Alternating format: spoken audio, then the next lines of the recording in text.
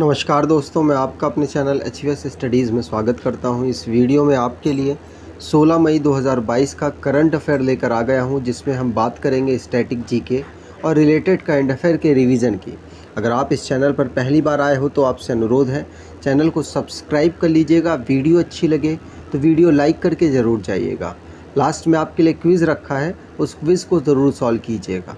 चलिए बात करते हैं लास्ट डे के क्विज़ की। तो लास्ट डे आपसे क्वेश्चन पूछा गया था, Who's appointed as next chief election commissioner. तो आप सभी ने आंसर राजीव कुमार दिया था और राजीव कुमार ही सही आंसर है। 25 नंबर के ये कमिश्नर बने हैं चीफ इलेक्शन में। ठीक है, चलिए आगे बात करें। आज के पहले क्वेश्चन की बात करें तो आज का पहला क्वेश्चन है, which state government launches e Adhigam scheme to distribute tablet to student. तो ये ई अधिगम स्कीम को मैंने रिसेंटली में पढ़ाया है। अभी रिसेंटली में बच्चों को ये टैबलेट से बांटे गए हैं, इसीलिए हम इसको दोबारा से पढ़ रहे हैं। तो आंसर यहाँ पर हो जाएगा, अगर आप इनको पहचानते हैं तो समझ गए होंगे आंसर हो जाएगा हरियाणा। हरियाणा में ई अधिगम स्कीम को लॉन्च किया गया, जिससे कि जो बच्चे हैं उनको ऑनलाइन जो स्टडी है उसमें आसानी मिल सके, इसीलिए उनको टैबलेट्स बांटे गए हैं। अभी 3 लाख बच्चों को चुना गया और 3 लाख बच्चों को टैबलेट दिए गए। और वो 3 लाख बच्चे कौन थे? वो बच्चे थे जो 10th से 11th में शिफ्ट हुए हैं, मतलब 10th से 11th में पास होकर गए हैं। उन बच्चों को दिया गया है इस समय पर टैबलेट हरियाणा गवर्नमेंट के द्वारा। और किस स्कीम के अंतर्गत? तो ई अधिगम स्कीम के अंतर्गत। हरियाणा के चीफ मिनिस्टर मनोहर लाल खट्टर है, यहाँ पर हम बात करते हैं। हरियाणा के डिस्ट्रिक्ट हैं 22, गवर्नर है बंडारू दत्तात्रेय, चीफ मिनिस्टर मनोहर लाल खट्टर है, deputy chief minister Dushyant Chautala है, लेजिस्लेचर यूनिकैमरल है, जहां की असेंबली में 90 सीट्स, राज्यसभा में 5 सीट्स और लोकसभा में 10 सीट्स यहां से आती हैं। नेशनल पार्क की बात की जाए तो कालेश्वर नेशनल पार्क, सुल्तान नेशनल पार्क यहाँ के नेशनल पार्क हैं। झूमर, फाग, डफ, धमाल, लूर, गूगा, खोर और गगोर यहाँ का डांस है। ब्लैक बक यहाँ का स्टेट एनिमल है। मैप पर देखें तो हरियाणा की कोई भी इंटरनेशनल बाउंड्री नहीं लगती। इंटरनल बाउंड्री इसकी राजस्थान के साथ, पंजाब के साथ, हिमाचल प्रदेश के साथ, उत्तर प्रदेश के साथ लगती है और एक यूनियन टेरिटरी के साथ भी इसकी बाउंड्री लगती है, जो कि दिल्ली है। ठीक है, चलिए आगे बात करें। अगला क्वेश्चन है, India contributes how much US dollar to provide the Hindi language at UN। तो promote the Hindi language at UN। तो हिंदी लैंग्वेज को प्रमोट करने के लिए यूनाइटेड नेशन में भारत के द्वारा कितना पैसा कंट्रीब्यूट किया गया है? तो आंसर यहाँ पर हो जाएगा 8 लाख US डॉलर।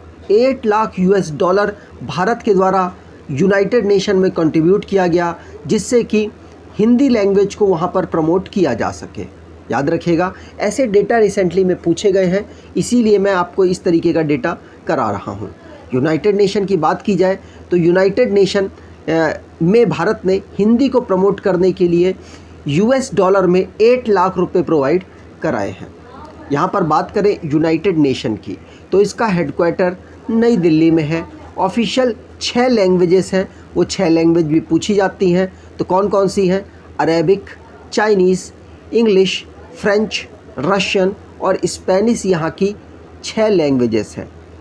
मेंबर की बात की जाए तो 193 मेंबर हैं और 2 ऑब्जर्वर स्टेट हैं। सेक्रेटरी जनरल एंटोनियो गुटेरेस हैं, 9वें नंबर के हैं, पुर्तगाल से बिलोंग करते हैं और इस्टेब्लिश किया गया था इसको 14 अक्टूबर 1945 को। आगे बात करें, रिसेंटली में जो भी नेशन संबंधित करंट अफेयर बने हैं उनको रिवाइज कर लेते हैं।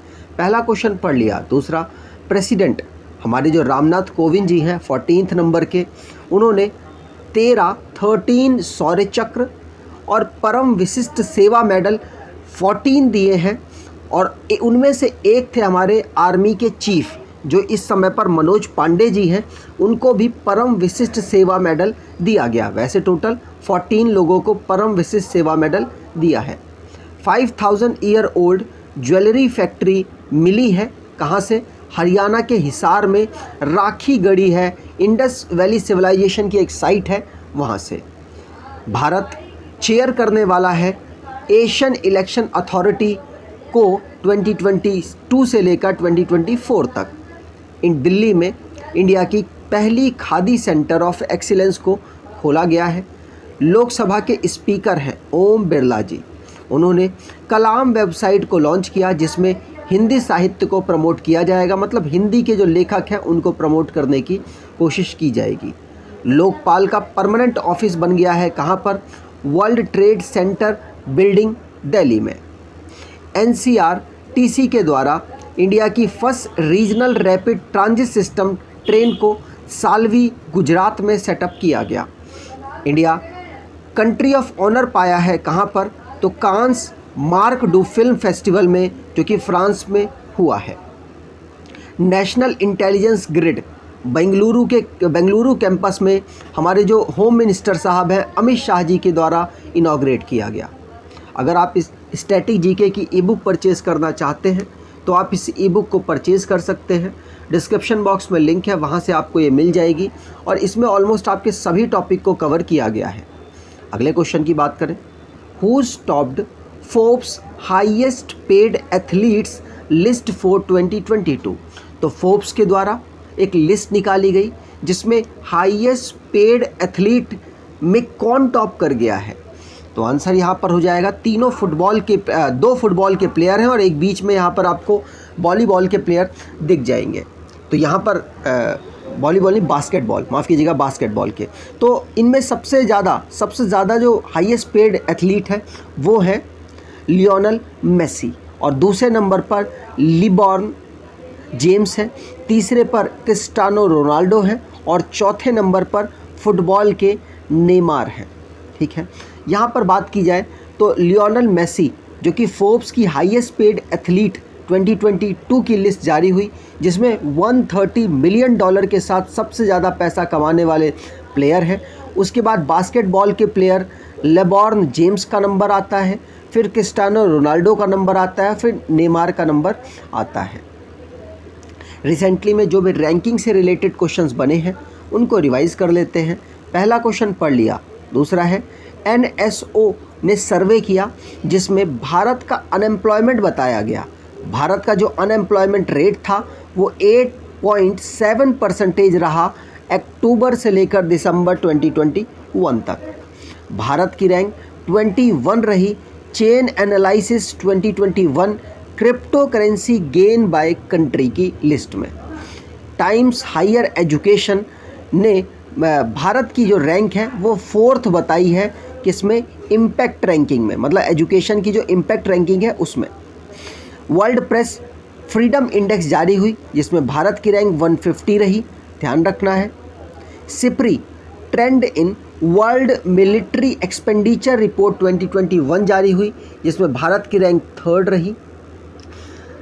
Cyprus S Poonawalla ji Hurun global health rich list में टॉप कर गए। NITI Aayog state energy climate index में गुजरात टॉप कर गया है दोबारा से। QS वर्ल्ड रैंकिंग में भारत की 2 यूनिवर्सिटीज़ को जगह मिली है टॉप 100 में। IIT बॉम्बे और IIT दिल्ली नाम है उनका। अगले क्वेश्चन की बात करें, who's appointed as president of Confederation of Indian Industry. तो CII का कौन प्रेसिडेंट अपॉइंट हुआ है? तो आंसर यहाँ पर हो जाएगा, इनका नाम है संजीव बजाज। संजीव बजाज CII के प्रेसिडेंट के पद पर अपॉइंट हुए हैं। याद रखना है, पूछा जा सकता है इनका नाम, संजीव बजाज इनका नाम है। कॉन्फेडरेशन ऑफ इंडियन इंडस्ट्री की बात की जाए तो 1895 में इसको फाउंड किया गया था। हेडक्वार्टर नई दिल्ली में है। DG इसके, डायरेक्टर जनरल इसके चंद्रजीत बैनर्जी हैं। मोटो है चार्टिंग चेंज इनेबलिंग डेवलपमेंट। अगले क्वेश्चन की बात करें, which state to reinstate as old pension scheme. किस स्टेट ने रिसेंटली में पुरानी पेंशन जो योजना थी उसको दोबारा से स्टार्ट करने की घोषणा की है? तो आंसर यहाँ पर हो जाएगा छत्तीसगढ़। रिसेंटली में राजस्थान ने भी अपने यहाँ पर ओपन ओल्ड पेंशन स्कीम को लॉन्च किया और छत्तीसगढ़ भी अभी कुछ इसी प्रकार का करने वाला है। मतलब पेंशन की जो पूरी सुविधा है वो राजस्थान और छत्तीसगढ़ में अब आ गई है और ऐसे ऐसे करके मुझे लग रहा है पूरे देश में दोबारा से आ जाएगी। तो बजट छत्तीसगढ़ का जो निकला है उसमें भूपेश बघेल जो चीफ मिनिस्टर है उनके द्वारा अनाउंसमेंट हुई है कि वो ओल्ड पेंशन स्कीम के बारे में आगे काम करेंगे, मतलब उसको लागू करने की कोशिश की जाएगी। छत्तीसगढ़ के चीफ मिनिस्टर भूपेश बघेल है, याद रखना है, नाम पूछा जा सकता है। रिसेंटली में जो स्टेट से रिलेटेड करंट अफेयर बना है उसको रिवाइज कर लेते हैं। पहला क्वेश्चन पढ़ लिया। दूसरा, हरियाणा ने चारा बीजी योजना को लॉन्च किया। मध्य प्रदेश के चीफ मिनिस्टर ने लाडली लक्ष्मी स्कीम 2.0 को लॉन्च किया। वैसे ही जो स्कीम है 2007 से चल रही है, दोबारा से इसको लॉन्च किया गया है। मणिपुर के पोमई नागा एरिया को ड्रग फ्री जोन घोषित कर दिया गया।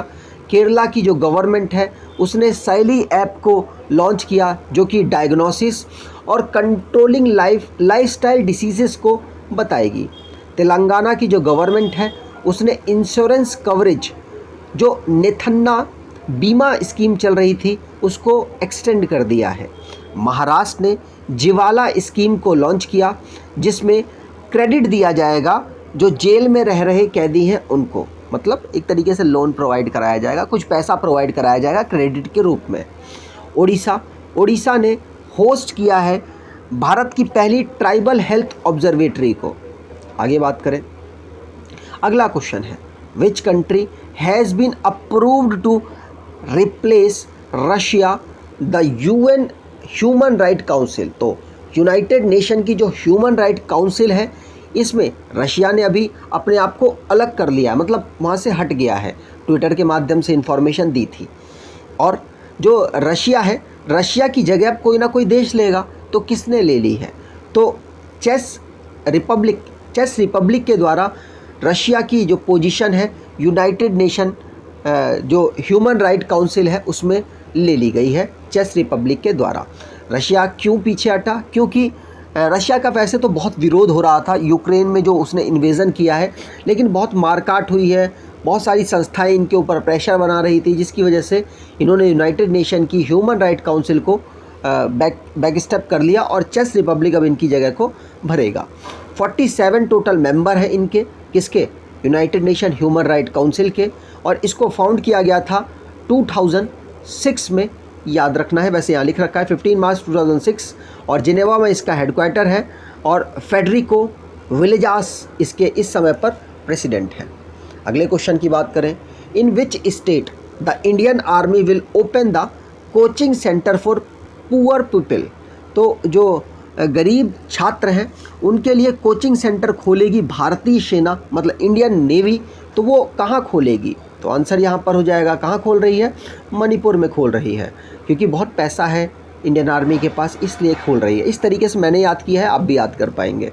तो मणिपुर के द्वारा मणिपुर में इंडियन आर्मी के द्वारा जो इकोनॉमिक वीकर बच्चे हैं, स्टूडेंट हैं, उनके लिए कोचिंग, जो कंपटीशन की तैयारी कर रहे हैं उनके लिए कोचिंग की सुविधा प्रोवाइड कराई। कौन सी कंपटीशन? तो इंजीनियरिंग और मेडिकल के जो एडमिशन के लिए होता है ना पेपर स्टार्टिंग में, उसकी तैयारी जो कर रहे हैं उनके लिए कोचिंग इंडियन आर्मी के द्वारा प्रोवाइड कराई जाएगी। मणिपुर के गवर्नर ला गणेशन है, और रेड सील डिवीज़न जो GOC है वो मेजर जनरल नवीन सचदेवा के द्वारा इस स्कीम को लॉन्च किया गया है। अगले क्वेश्चन की बात करें, which state startup policy launched by prime minister Modi. तो आंसर यहाँ पर हो जाएगा मध्य प्रदेश की जो स्टार्टअप नीति है उसको प्रधानमंत्री नरेंद्र मोदी जी ने लॉन्च किया है। यहाँ पर बता दें, मध्य प्रदेश का स्टार्टअप पोर्टल अभी लॉन्च हुआ, जिसमें जो मध्य प्रदेश है उसके अंदर अच्छा स्टार्टअप डेवलप करने के लिए एक एनवायरनमेंट बनाने की कोशिश की जा रही है। जैसे कि आसानी से आपकी जो कागजी कार्रवाई है उसको कंप्लीट करवा दिया जाएगा, अगर आपको स्टार्टअप खोलना है तो आपको कागजी कार्रवाई लगेगी ना, वो आसानी से करवा दिया जाएगा। आपको बिजनेस का जो बेहतर एनवायरनमेंट है वो प्रोवाइड कराने की कोशिश की जाएगी, जैसे इंटरनेट की कनेक्टिविटी, रोड की कनेक्टिविटी, ये सब बेहतर करने की मध्य प्रदेश के द्वारा कोशिश की जा रही है, जिससे कि उनके यहाँ पर जो स्टार्टअप है वो और अच्छे तरीके से फल फूल सके। तो मध्य प्रदेश में स्टार्टअप पोर्टल को लॉन्च किया गया और उसकी जो पॉलिसी है उसको नरेंद्र मोदी जी के द्वारा लॉन्च किया गया है रिसेंटली में। शिवराज सिंह चौहान मध्य प्रदेश के चीफ मिनिस्टर हैं। अगले क्वेश्चन की बात करें, Morgan Stanley cuts India's financial year 23 growth forecast to. तो भारत की जो ग्रोथ है उसको कट करके कितना अब कर दिया है मॉर्गन स्टैनले के द्वारा। तो आंसर यहाँ पर हो जाएगा 7.6% अब मान लिया गया है कि भारत ग्रो करेगा फाइनेंशियल ईयर 2023 तक। ठीक है, पहले जो ग्रोथ थी वो मानी थी 7.9%, लेकिन अब मान रखी है 7.6%। आज की क्विज की बात करें, which state detected a new virus known as tomato flu has been after the कोविड-19 पेंडेमिक। तो आपको कमेंट बॉक्स में डिटेल में आंसर देना है। अगर आपको ये वीडियो अच्छी लगी है तो आपसे अनुरोध है वीडियो को लाइक कर दीजिएगा, चैनल को सब्सक्राइब कर लीजिएगा और एटलीस्ट अपने कुछ दोस्तों तक वीडियो को शेयर ज़रूर कीजिएगा। धन्यवाद।